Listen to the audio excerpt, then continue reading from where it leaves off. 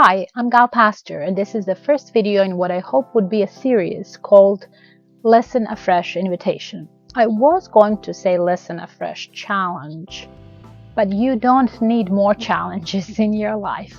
So it's a Listen Afresh invitation instead. Go ahead and read it if you must, but you already know that I prefer listening to the scriptures. So the invitation is to listen to Jesus' prayer in John 17 for an entire week, once a day or more times. It really is not that long, just a few minutes. But you will say to me, why? I know what that prayer is about. It's about unity. So all I would be doing would be waiting for that one phrase. Is it now? Is it now? It's coming. Is it now? Oh, there it is. That all of them may be one. It's the unity prayer. And then I would take a moment and think and imagine what it would be like to have one undivided, doctrinally cohesive, global Christian institution. It's not happening, is it? Then I'd shrug and say, I guess the Father didn't answer that prayer. Be on guard for learned, inherited interpretations of certain biblical texts. They stifle your spiritual imagination and rob the scriptures and you of the richness of meanings and applications. I think if you give this prayer a fresh chance, you will hear some incredible things that might just envelop your feeble heart in a thick, cozy blanket of peace and encouragement.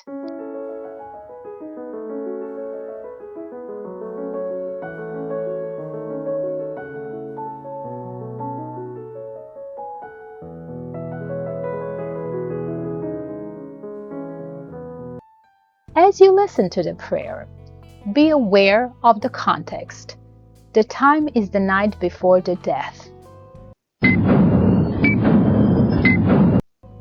The place is the garden that soon will be swarmed by special forces there to arrest Jesus.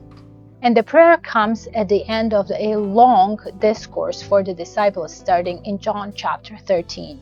John's Jesus is determined and victorious, so this is not an anguish prayer for the cup to pass him by if possible. John's Jesus is in control and everything is going as planned.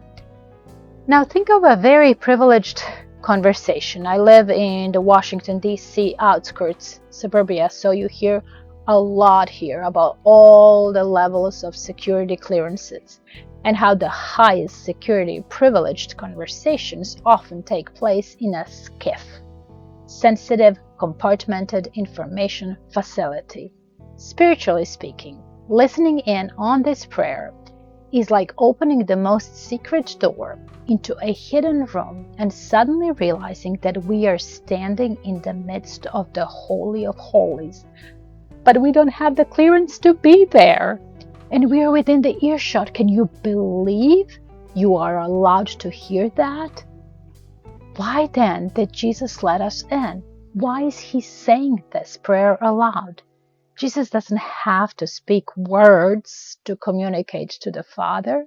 And every time he does, as he does occasionally throughout the Gospels, in much shorter requests or praises, the only reason that this is audible is for the sake of those listening. Jesus is inviting the disciples to witness this exceptional conversation because the prayer itself is part of the revelation of the mission transparency. The prayer is about Jesus and the Father, but it is also about them, about us. So hearing it afresh, what are the biggest surprises in this prayer? So the first thing I'm surprised about is how complimentary Jesus is of his disciples, almost to the point that I don't recognize a bunch of misfits that have continually frustrated and at times amused us listeners with their inaptitude. Jesus describes them in these words. They believed you sent me. They obeyed the word. They knew with certainty that I came from God. They received the words you gave me, and glory has come to me through them. Jesus sees so much good in them. These 11 men who will soon fall asleep, deny him, and disperse in fear will eventually change their world. They will bear witness some of them in preaching, some of them in writing as well, that they were fully satisfied in seeing God when Christ was with them. Imagine the gift that Jesus is giving them by allowing them to hear that in his privileged communication with the Father, he praises them, he values them, he speaks of them with such high regard.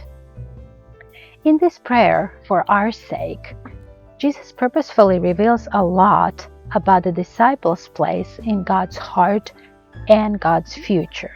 And again, we dare to hope that if it's about 10 disciples, it could be about us too, about our place in God's heart and God's future. Jesus says to the Father, "You loved them, the disciples, even as you have loved me." The same kind of love, equal, highest quality love for the Son as for the disciples.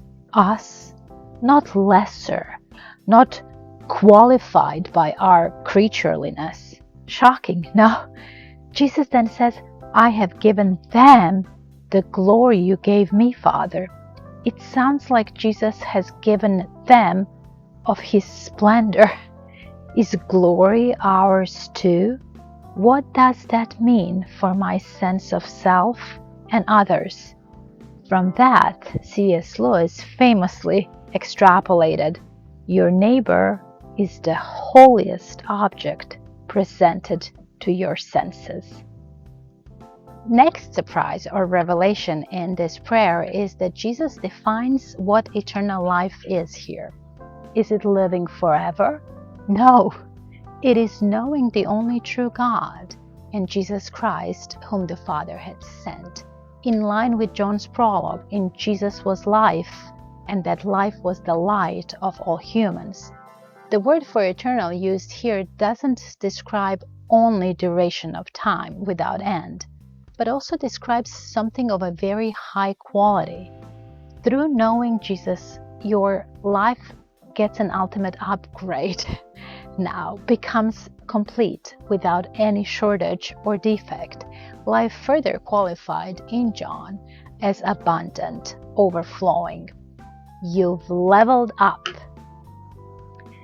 Next revelation and the last surprise of this prayer is that Jesus wants his disciples and you to know without a doubt that he remains fully invested in your well-being while you're physically apart from him.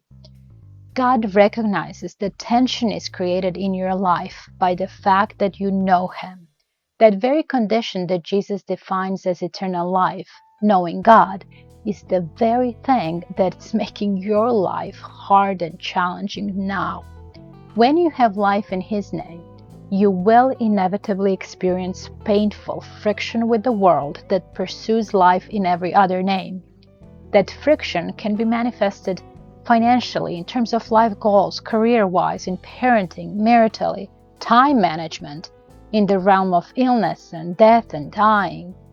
And here we learn that those details matter to Jesus, and he talks to the Father about how much he desires that you would navigate that tension, that friction, safely at any stage of life. Here in this prayer, we learn that God knows that life of discipleship is difficult, and that all of us have experienced not belonging, not fitting in, challenging relationships, feeling in jeopardy from the forces of evil, the pool of different choices. So Jesus' thoughts are about your protection, and protection by the power of his name. A beautiful phrase, probably worth digging into on another occasion, but just a reminder of the colossal force that is on your side. What else did you hear in this prayer that surprised or intrigued you? Let me know in your comments after listening afresh.